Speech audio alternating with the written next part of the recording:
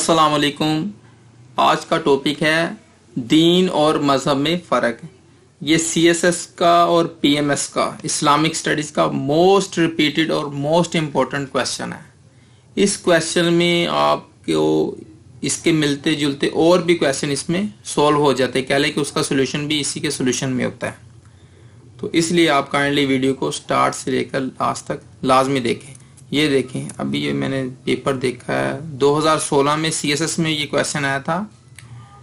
ये उर्दू में मैंने उर्दू में इसको सोल्व किया। अगर कोई इंग्लिश में करना चाहे तो उर्दू इंग्लिश में भी कर सकते। ये क्वेश्चन नंबर 3 है, दीन और मजहब में क्या फ़र्क है? इंसानी ज़िंदगी में दीन की अहमियत को दलाइल से वाज़े कर कीजिए। और इसके अलावा ये PMS 2020 में भी ये है, जो पिछला PMS हुआ है उसमें भी ये क्वेश्चन है। क्वेश्चन नंबर, दीन और मजहब में क्या फ़र्क है? दौरे हाज़िर में मजहब की ज़रूरत और अहमियत को बयान करें। इसका क्वेश्चन नंबर 1 था और CSS का क्वेश्चन नंबर 3 था। तो अब हमने इसको सोल्व करना है। अगर आपने चैनल सब्सक्राइब नहीं किया तो काइंडली चैनल सब्सक्राइब कर लें ताकि आपको नेक्स्ट वीडियोस मिलती रहें। तो सबसे पहले चले मैं आपको अपनी वर्डिंग में इसको समझाने की कोशिश करूंगा। बाकी आप वीडियो को इधर भी आपको देख रहे हैं, बाकी आगे भी है, ये मैंने इसको लिखा हुआ है। कुरान पाक और अहादीस रसूल सल्लल्लाहु अलैहि वसल्लम में इस्लाम को कहीं पर भी मजहब नहीं लिखा गया, अक्सर इसको दीन ही लिखा गया है। कुरान पाक की ये वाज़ेह आयत, ये आपको वैसे ही आपने सुनी है कि इन दीन इंदल्लाहिल इस्लाम, कि अल्लाह के नज़दीक दीन सिर्फ इस्लाम है। और इसके अलावा अल-यौम अकमलतु लकुम दीनुकुम व अतममतु अलैकुम निअमती व रदीतु लकुमुल इस्लाम दीना। ठीक हो गया, आज के दिन मैंने तुम पर अपना दीन मुकम्मल कर दिया। देखें लफ्ज़ दीन आ गए इधर, और अपनी नेमत मुकम्मल और इस्लाम को बतौर दीन तुम्हारे लिए पसंद किया। तो दीन और मजहब को हम तो शुरू दिन से बचपन से इसको एक ही चीज समझते आ रहे हैं, लेकिन हमारी उर्दू में तो इसका सेम मतलब इसको यही है, मगर असल में इन दोनों में डिफरेंस है। आपने अगर इस्लामिक स्टडीज का अगर आपका काफी ज्यादा नॉलेज है और इसके अलावा अगर आप इस्लामिक हिस्ट्री एंड कल्चर या फिर मुस्लिम लॉ एंड ज्यूरिस्प्रूडेंस के अगर आप स्टूडेंट हैं, देन आपको लाजमी इसके बारे में इंफॉर्मेशन होगी। या कोई भी दरसे निज़ामी का स्टूडेंट हो जाए, कोई आलिम हो, मुफ्ती हो, तो इनको भी इसके बारे में काफ़ी नॉलेज होता है। ठीक हो गया। दीन बेसिकली कुल है और मज़हब एक जुज़ है। वो आपको मैं इस तरह समझाता हूँ कि जो दीन इब्राहिमी है, ठीक हो गया, उसी तरह उसके बाद ये जो ईसाईयत है, यहूदियत है, इस्लाम है, ये बेसिकली बहुत बड़े दीन है। ठीक हो गया। और इसके अलावा जो अगर आप कहें कि जो हिंदू मत है, बुद्ध मत है, ये दीन नहीं है बेसिकली। ठीक हो गया। आप इनको मज़ाहब कह सकते हैं। ये जो अदयान है बेसिकली इस्लाम हो गया, ईसाईयत हो गई, यहूदियत हो गई, ठीक हो, ये दीन इब्राहिमी के हिस्से हैं। और दीन इस्लाम को दीन इब्राहिमी भी कहा जाता है। और तमाम जो पिछले जो अंबिया इकराम आए हैं, उनके ऊपर जो उनको फॉलो करने वाले, उनकी तालीमात को मानने वाले जो लोग थे वो मुसलमान थे। वो अगर ईसाइयों में हो, यहूदियों में हो या मुसलमानों में हो, उस वक्त के नबी की, उस वक्त की तालीमात को जो फॉलो करते थे। और जब तक नेक्स्ट कोई प्रॉफिट नहीं आ जाता तो उसको वो तब तक वो अगर उसी दीन को फॉलो करते रहते हैं, वो तौहीद पर रहते हैं, शिरक नहीं करते। ठीक हो गया। और उसी तालीमात पर तो वो मुसलमान होते हैं, तो वो उनको अल्लाह ताला अच्छी जज़ा देगा, यानी कि जन्नत में वो जाएंगे। तो इसी तरह जब इस्लाम आया तो इस्लाम भी एक दीन था। दीन में बेसिकली तमाम चीज़ें होती, दुनिया के तमाम मामलात हो जाते हैं, आखिरत के जज़ा सज़ा तमाम कुछ इसमें आ जाता है। यानी कि जब कोई भी दीन आता था, ईसाईयत होगी, मुसलमान हो गए, यहूदियत कोई भी, तो उसमें बेसिकली अल्लाह ताला अपने अंबिया रसूलों के ज़रिए लोगों को अपने अहकामात फरमा देता कि आपने इनको फॉलो करना है। ठीक हो गया। और इनको अगर फॉलो करेंगे तो आपको इसका अच्छा अजर मिलेगा। अगर आप नहीं फॉलो करेंगे, इसके साथ आप कुफर करेंगे, यानी कुफर का मतलब होता है इनकार करना। अगर आप इस चीज़ को इनकार करेंगे तो आपको इसकी सज़ा भी मिलेगी। और इनको बाकायदा बताया गया कि ये ज़िंदगी, इस ज़िंदगी के बाद एक आखिरी मंजिल यानी कि क़यामत का दिन भी है। ठीक है। उस दिन जज़ा सज़ा होगी, उसके बाद जन्नत दोज़ख का मामलात होंगे। ये तमाम के तमाम दीन में आ जाता है। और दीन में अकायद भी होते हैं। ठीक हो गई, इबादत भी होती हैं। اور تمام قسم کے معاملہ دین ان کو کور کرتا ہے. اور مذہب کیا ہوتی ہے؟ مذہب بیسیکلی دین سے نکلی ہوئی ایک چیز ہے، یعنی کہ اس کا ایک جز ہے. جز اس طرح ہے کہ اس کو کسی خاص چیز کو اس کو یہ ہینڈل کرتا ہے. وہ کس طرح وہ میں آپ کو سمجھاتا ہوں. جس طرح کہ اسلام ہے، اسلام ایک مکمل دین ہے. اور آپ نے یہ لفظ سنا ہوگا، یہ میں نے لکھا ہوگا مذاہب اربع. یہ دیکھیں مذاہب اربع، اس اربع عربی میں کہتے ہیں چار کو. ٹھیک ہو گیا، چار مذاہب. یہ اہل سنت کے بیسیکلی مذہب، جس سے حنفی ہو گئے، شافعی، مالکی اور حنبلی. جو امام ابو حنیفہ کو فالو کرتے ہیں وہ حنفی ہیں. جو امام شافعی، امام مالک اور امام احمد بن حنبل کو فالو کرنے والے اسی طرح یہ مذہب ہے.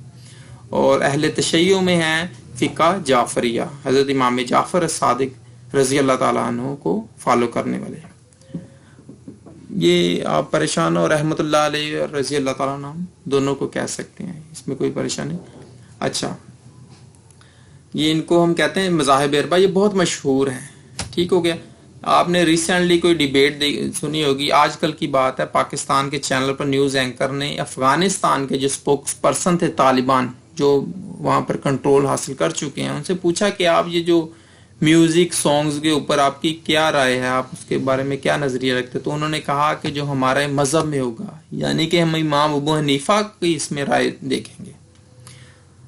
تو چلیں اب اس کو ڈیل کرتے کہ مذہب ہوتا کیا. یہ میں آپ کو آہستہ آہستہ بتا رہا ہوں کہ مذہب جس طرح امام ابو حنیفہ، شافعی، مالکی، انہوں نے جو اچھا آپ کو یہ کنفیوز کرتے ہیں بیسیکلی کویسچن میں مذہب اور دین کو پوچھا، کیونکہ اکثر میجورٹی کو تو پتہ ہی نہیں ہوتا کہ یہ جو اسکول آف تھاٹ ہوتی ہے نا، اس کو انہوں نے پوچھا گیا مذہب کو. ٹھیک ہو گیا. یہ ایک بیسیکلی اسکول آف تھاٹ ہے. امام ابو حنیفہ کے کو جو حنفی ہیں، ایک حنفی اسکول آف تھاٹ ہے اور ایک مالکی اسکول آف تھاٹ ہے، حنبلی ہے.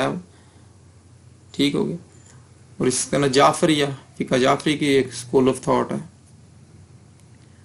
یہ اہل سنت اور اہل تشیع یہ اسکول آف تھاٹ نہیں ہے، یہ ایک باقاعدہ دو الگ الگ چیزیں ہیں.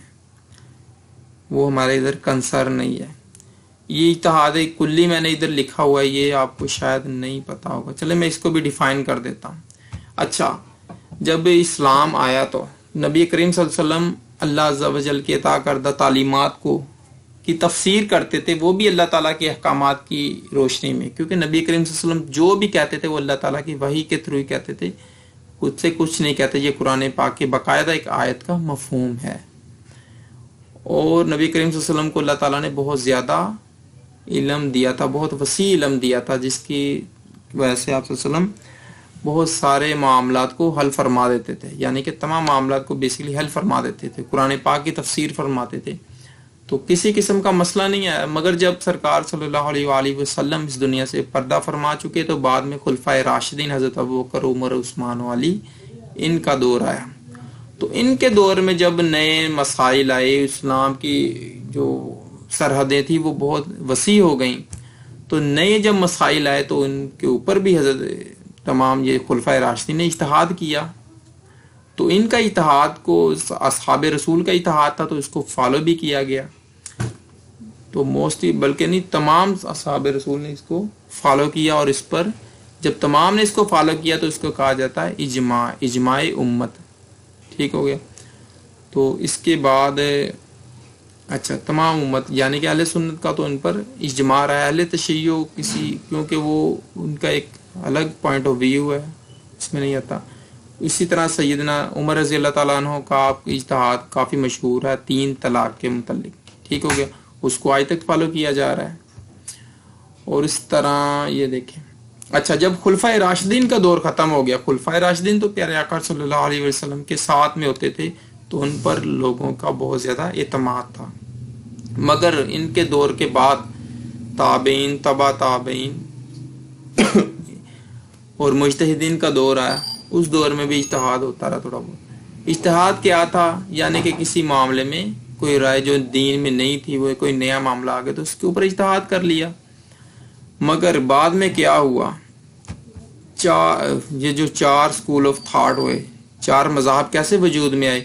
امام ابو حنیفہ جو تھے ان نے تمام معاملات میں اتحاد کلی کیا. اتحاد کلی کے آپ دھیان سے ڈیفینیشن کو ذہن نشین کر لیں. ٹھیک ہو گیا. ایک ہوتا ہے اتحاد کلی اور ایک ہوتا ہے اتحاد جزوی. इज्तिहाद कुल्ली क्या होता है? इज्तिहाद कुल्ली होता है यानी कि ये इबादत वगैरह के तमाम मामलात को कवर कर लेना, नमाज, रोज़ा, ज़कात, हज वगैरह के जो जो मामलात हैं वो कुरान और हदीस की रोशनी में उनके ऊपर इज्तिहाद करना। ठीक हो गया?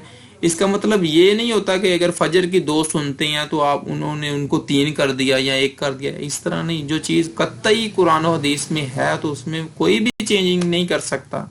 इसी को तो मजहब कहा जाता है।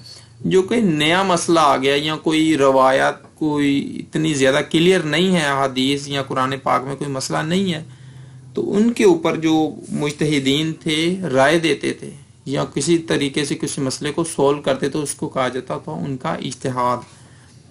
तो जिस तरह इमाम अबू हनीफा और शाफी का मैं आपको डिफरेंस बताता हूँ, आई थिंक अगर मुझसे कोई मिस्टेक हो जाए तो काइंडली मुझे कमेंट में लाजम बताएं, मैं लाजम उससे रुजू करूँगा। इमाम अबू हनीफा बेसिकली उन्होंने मैं पहले आपको बता, इमाम शाफी जो थे इनके मज़हब में है कि वज़ू से पहले बिस्मिल्लाह रहमान रहीम औज़ु बिल्लाहि मिनश शैतानिर रजीम ये पढ़ना लाजमी है। अगर ये नहीं पढ़ेंगे तो वज़ू नहीं होगा। मगर इमाम अबू हनीफा के इत्तेहाद में है कि अगर आपने नहीं पढ़ा तो वज़ू हो जाएगा। ठीक हो गया? इस तरह के इधर ये लाजमी है पढ़ना, इधर नहीं है। इसी तरह तमाम ये जो चारों मज़ाहिब में इस तरह थोड़ा बहुत डिफरेंस है। ठीक हो गया? कोई कहते हाथ इस तरह बांधने, कोई रफ़ा देन कहते करना। ठीक हो गया? मगर हमारे पाकिस्तान में ये समझा जाता है जो रफ़ा देन करते हैं हाथ बांध, ये बेसिकली ये अहले वहाबिया का तर्ज है। जो मोहम्मद बिन अब्दुल वहाब ये जो सऊदी अरब में आए थे और जो सऊदी अरब के गवर्नमेंट भी उन्हीं के कंट्रोल में है, मगर नहीं, ये बाकायदा मज़ाहब है। या हदीस पाक में बाकायदा ये दोनों तरीके हैं नमाज पढ़ने के। हाथ ये रफ़ा देन वाले जो हाथ उठा के रुकू में जाते हैं फिर आते हुए हाथ उठाते हैं, वो वाला तरीका, और ये एक हनफी तरीका है। ठीक हो गया? ये दोनों तरीके अहादीस रसूल में हैं। तो क्या हुआ, इमाम अबू हनीफा को कौन सा तरीका जो अच्छा लगा, जिसके ऊपर उन्होंने उनको ज़्यादा पायदार समझा और जिसके ऊपर उनको बाकायदा दलाइल दिए कि भाई ये तरीका ज़्यादा बेहतर है और ये राइज था, तो उन्होंने इसको फॉलो किया।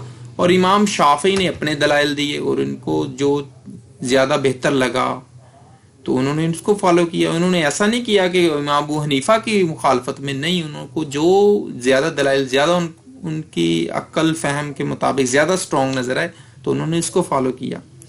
तो इस तरह इन्होंने तमाम जो मामलात थे शरई इबादत के, तो इन्होंने कवर कर लिया। आज कोई भी आपको मसला आ जाए, नमाज, रोज़ा, ज़कात, हज के मतलब कोई भी मसला आ जाए, तो आप इनके जो कुतब हैं उनको आप देखें, इनके फतावाजात को देखें, इनके इत्तेहाद को देखें, तो आपको वो चीज़ लाजमी इनमें मिल जाएगी। यानी कि किसी किस्म की गुंजाइश ही नहीं छोड़ी इन चारों ने, या जो भी स्कूल ऑफ थॉट है, इन्होंने इस तमाम एरियाज जो है उनको कवर कर लिया। इसको कहते हैं इज्तिहाद कुल्ली, यानी कि इज्तिहाद कुल का इज्तिहाद, तमाम मसाइल में इन्होंने इज्तिहाद किया। ठीक हो गया? और इनको इज्तिहाद था वो कुरान और सुन्नत के बिल्कुल ऐन मुताबिक था। तो हुआ यूं कि इन चारों को अहले सुन्नत में इनको फॉलो करने वाले थे। कोई भी अहले सुन्नत में ऐसा पर्सन नहीं था जो अहले सुन्नत कहलाने वाला हो और उसने किसी इमाम को फॉलो ना किया हो। अगर आप किसी इमाम को फॉलो नहीं भी करते हो, डायरेक्ट हदीस से और कुरान पाक से किसी मसले को फॉलो करते भी हैं, तो जो कोई ना वो किसी ना किसी इमाम की राय से मैच कर जाएगी। ठीक हो गया? इस तरह डायरेक्टली नहीं तो आप इनडायरेक्टली किसी ना किसी को फॉलो करते हैं। तो किसी इमाम ने किसी को ना तो गुमराह कहा, ना बिदअती कहा, और मुशरिक वगैरह तो बहुत बात की बातें हैं। ये तमाम एक दूसरे की रिस्पेक्ट करते थे। मामलात में था इख्तलाफ कि कोई किसी चीज को फॉलो करता है तो कोई किसी चीज को, मगर ये तमाम अहले सुन्नत में आज भी तमाम एक दूसरे की रिस्पेक्ट करते हैं। जिस तरह हुजूर गौसे पाक वो शाफई मजहब से हैं, मगर अक्सरियत की जो हनफी हैं, अक्सरियत बल्कि मालकी, हम्बली तमाम जो हैं वो उनको फॉलो करते हैं। ठीक हो गया? अपना पीर कहते हैं और उनको تو اس طرح یہ ایک دوسرے کی رسپیکٹ کرتے ہیں. جس طرح جو بہت بڑے ہیں, کیا ان کا نام تھا, جنہوں نے بیت المقدس فتح کیا تھا, سلطان صلاح الدین ایوبی, وہ بھی شافعی تھے. اس طرح بہت بڑے بڑے لوگ کسی دوسرے مسلک سے, جس طرح امام غزالی اتنے بڑے ہیں, میں ان کی بہت زیادہ رسپیکٹ کرتا ہوں, بہت زیادہ ان کو لائک کرتا ہوں. وہ بھی حنفی نہیں تھے, وہ بھی شافعی تھے. ٹھیک ہو گیا. ہم ان تمام کی بہت زیادہ رسپیکٹ کرتے ہیں. تو اگر کوئی کہے کہ انہوں نے کوئی نیا چیز ایجاد کر لی, کوئی ایسا ہو گیا, تو ایسی ویسی بات نہیں ہے. تو اس طرح لوگ ایک دوسرے کو, کچھ لوگ کنفیوژن پیدا کرتے ہیں اور فتنہ و فساد بھی اٹھاتے ہیں. تو ایسا نہیں ہے, آپ کو تحقیق کرنی چاہیے اس میں. اچھا, یہ ہو گئی اجتہاد کلی. تو اکثر question C S S P M S میں اس طرح بھی آ جاتا ہے کہ علماء کہتے ہیں, یا ایک بات مشہور ہے کہ اجتہاد کا دروازہ بند ہو چکا ہے, اس کے اوپر اپنی رائے دیں. تو بیسیکلی اس چیز کو وہ ڈیپلی نہیں کویسچن کرتے. بیسیکلی کویسچن میں آپ کو کنفیوز کیا جاتا ہے. جو کہتے ہیں نا اجتہاد کا دروازہ بند ہو چکا ہے, بیسیکلی اجتہاد کے اوپر میری ایک الگ سے ویڈیو بھی اگر آپ چاہیں تو اس کو بھی دیکھ سکتے ہیں. ٹھیک ہے. جو بھی کہتے ہیں اجتہاد کا دروازہ بند ہو چکا ہے, تو اس سے مراد اجتہاد کلی کا دروازہ بند ہوتا ہے. اجتہاد کلی سے مراد تمام ایریاز میں نئے سرے سے اجتہاد کرنا, کوئی اپنا کوئی نیا اسکول آف تھاٹ بنانا. تو اس سے کیا ہوگی, امت میں فتنہ و فساد برپا ہوگا. جس طرح محمد بن عبد الوہاب کی بات بتا رہا ہوں, نجد سے اٹھنے والا وہ فتنہ تھا, جس نے پوری امت میں ایک کیا لے کے فتنہ و فساد برپا ہو گیا. اس پرسن نے کیا کہا تھا, محمد بن عبد الوہاب نے, اس نے کہا تھا میرے جو عقائد ہیں ان سے جس کے عقائد ٹکراتے ہیں وہ کافر ہے, مشرک ہے. تو اس نے کیا تھا, جنت البقیع میں ان قبور اصحاب رسول کی قبور جو تھیں, اہل بیت کی تھیں, ان پر بلڈوزر چلا دیے تھے. ایک حدیث کو غلط اس نے تشریح کی تھی. اس طرح کیا, اس نے تمام اہل سنت کی مساجد کو مسمار کر دیا, اور اس نے یہ یہاں تک کہا کہ اہل سنت کا جان مال عزت ہمارے اوپر حلال ہے, جو اس کے عقائد رکھنے والے تھے. اس طرح کے. اچھا, یہ دیکھیں نا کہ کتنا فساد برپا ہوا. تو اس نے تقلید کو شرک کہا, تو پوری امت تقلید کر رہی تھی ان آئمہ کی, آج بھی کر رہی ہیں, آپ گوگل سرچ کریں جا کر. تو یہ فساد برپا ہوتا ہے اجتہاد کلی کرنے کا. تو ان کو مقلد بھی کہا جاتا ہے, یہ جو امام ابو حنیفہ شافعی مالوی ان کی جو فالو کرتے ہیں ان کو, اور ان کو غیر مقلد کہا جاتا ہے. پاکستان میں ان کو اہل حدیث لفظ انہوں نے اپنے ساتھ موسوم کیا ہے. بیسیکلی یہ وہابی بھی ہیں, کچھ جو پڑھے لکھے اہل وہابی ہیں وہ خود کو اہل حدیث کہلواتے ہیں. یہ ایک الگ ٹاپک ہے. اچھا, اب میں کویسچن کو اس کو بھی دیکھ رہا ہوں, اجتہاد والا. اچھا, اس لیے اس کو کہا جاتا ہے اجتہاد کلی کا دروازہ بند ہے, کیونکہ اجتہاد ہر قسم کا اجتہاد ہو چکا ہے. ٹھیک ہو گیا. اگر آپ کو کسی بھی مسئلے میں سرچ کرنی تو آپ ان تمام کے فتاوی جات, ان کے اجتہاد کو سٹڈی کریں, تو انشاءاللہ آپ کا مسئلہ حل ہو جائے گا. تو بیسیکلی اگر آپ کویسچن میں آپ اس کو اس طرح لکھتے کہ اجتہاد کا دروازہ نہیں بند ہوا, اجتہاد کلی کا دروازہ بند ہوا ہے. اجتہاد جزوی کا دروازہ اب بھی ہے. تمام ادوار میں تمام جو مجتہد اتنے بڑے فقیہ پیدا ہوئے, انہوں نے اجتہاد کیا. آج کے دور میں آپ دیکھ لیں, بینکنگ کے اوپر اجتہاد کر رہے ہیں. ٹھیک ہو گیا. پہلے دور میں بینکنگ نہیں تھی, بیمہ نہیں تھا, آن لائن خرید و فروخت کا نظام نہیں تھا, غیر مسلم ممالک میں اس طرح کے مسائل نہیں تھے جو اب ہو رہے ہیں. تو اس کے اوپر علماء رائے دیتے ہیں, مسئلہ کو حل کرتے ہیں, تو ان کا اجتہاد ہوتا ہے. تو اس کو کہا جاتا ہے اجتہاد جزوی. تو وہ آج بھی ہو رہا ہے. ٹھیک ہو گیا. تو اجتہاد کلی بند ہونے کے پیچھے جو وجہ تھی وہ میں نے آپ کو بتا دی. تو پھر میں آپ اصل کویسچن کی طرف آ رہا ہوں, دین اور مذہب میں فرق کیا ہے. دین کو میں نے آپ کو بتا دیا, دین دنیا آخرت عقائد عبادات تمام جو ایریا اس کو کور کرتا ہے. اور مذہب کیا کرتا ہے, مذہب جو اس میں نئے مسائل آتے ہیں لوگوں کو جو دین کو فالو کرتے ہیں, نئے مسائل آتے ہیں. اور اس کے علاوہ عبادات میں جو وہ تحقیق کرتے ہیں. ٹھیک ہو گیا. کچھ ایسے معاملات میں جس میں کافی زیادہ دلائل ہوتے ہیں مختلف قسم کے. جس طرح میں نے آپ کو بتایا, نماز پڑھنے کا طریقہ دیکھ لیں, رفع دین والا بھی ہے اور بغیر رفع دین والا بھی ہے طریقہ. ٹھیک ہو گیا. اس کے علاوہ حدیث رسول میں اس طرح بھی ہے, سرکار صلی اللہ علیہ وسلم سے منسوب ہیں کھڑے ہو کر پیشاب کرنا اور بیٹھ کر بھی پیشاب کرنا, کھڑے ہو کر پانی پینا, بیٹھ کر پانی پینا. ٹھیک ہو گیا. اس میں احادیث صحیح بھی ہیں ضعیف بھی ہیں جس طرح بھی آئیں. اور اس کے علاوہ قرآن پاک کے جو باقاعدہ آیات ہیں اس میں کوئی ناسخ و منسوخ بھی ہیں. کچھ ایسی آیات ہیں جو پہلے آئیں مگر بعد میں وہ منسوخ ہو گئیں. ٹھیک ہو. تو اس کے اوپر اجتہاد کرنے کی ضرورت لازمی تھی تو انہوں نے وہ اجتہاد کر دیا. تو اس سے باقاعدہ ایک فقہ وجود میں ہے جس کو اسکول آف تھاٹ بھی کہا جاتا ہے اور اس کو مذہب بھی کہا جاتا ہے. یہ آپ نے تینوں ورڈ لازمی یاد رکھنے ہیں. یہ دیکھیں فقہ, ٹھیک ہو گیا, مذہب اور دین, یہ آپ نے لازمی, اور اسکول آف تھاٹ بھی, سوری, یہ آپ نے لازمی چیز. یہ اسکول آف تھاٹ ہی کہا جاتا ہے. اگر آپ انگلش سمجھتے ہیں, انگلش میں سوری آپ نے سولو کرنا ہے تو آپ کو پتا ہوگا اسکول آف تھاٹ کسے کہا جاتا ہے, اسی کو مذہب کہا جاتا ہے. تو ایک CSS میں جو کویسچن آیا تھا اس میں پوچھا گیا تھا کہ دین کے کیا فائدہ ہیں. یہ کدھر گیا؟ دین کی اہمیت کو دلائل سے واضح کیجیے. اور PMS میں جو ہے مذہب کی ضرورت و اہمیت کو بیان کیجیے. اچھا, میں دیکھ رہا تھا ایک پرسن نے مذہب کو نیگیٹیوٹی لکھا تھا کہ مذہب میں شرک ہوتا ہے, یہ ہوتا ہے, وہ کوئی غیر مقلد پرسن تھا. آپ اس کے آنسر میں دیکھیں, دور اعظم مذہب کی ضرورت اور اہمیت کو بیان کریں. مطلب کہ اس کی ضرورت بھی ہے اور اہمیت بھی ہے, اسی لیے وہ کہہ رہا ہے بیان کریں. ٹھیک ہو گیا. تو اس لیے یہ نیگیٹو چیز نہیں ہے, اس کو آپ نے پازیٹیو بھی لے کر چلنا ہے. یہ نہیں کہ کویسچن میں پوچھا, ویسے بھی میں نے آپ کو اچھے ڈیٹیل کے ساتھ اس کو ڈسکرائب کر دیا. باقی آپ مجھ کو کمنٹ میں بھی یہ چیزیں پوچھ سکتے ہیں. اچھا, اب آپ کو میں نے تمام ڈیٹیل میں سمجھا دیا. آپ اس کو ادھر بھی سمجھ سکتے ہیں, اس کو خود کائنڈلی پڑھ لیں. یہ کافی ویڈیو لینتھی ہو گئی ہے کہ دین کے مذہب کے کیا فائدے ہیں, اور اس کے علاوہ دین کے جو فائدے ہیں وہ آپ کو کائنڈلی لازمی پتا ہوگا کہ کس طرح یہ آپ کے روحانی فائدے ہوتے ہیں, معاشی, معاشرتی, سماجی, جو دین کے فائدے ہیں. اور اسی طرح مذہب کے جو فائدے ہیں اس کے کیا مذہب کے فائدے, تو یہ میں نے تمام لکھ دیے ہیں. ٹھیک ہو گیا. اگر آپ نے چینل سبسکرائب نہیں کیا دین کائنڈلی چینل سبسکرائب کر لیں. اور اگر آپ کو کسی قسم کا بھی مسئلہ ہو تو سبسکرائب کرنے کے بعد آپ مجھے کمنٹ میں کویسچن کر سکتے ہیں. اور اگر مجھ سے کوئی مسٹیک ہو گئی ہے تو کائنڈلی ادب کے دائرے میں رہتے ہوئے مجھے بتائیں تو میں لازمی اس کو چینج کروں گا. اللہ حافظ.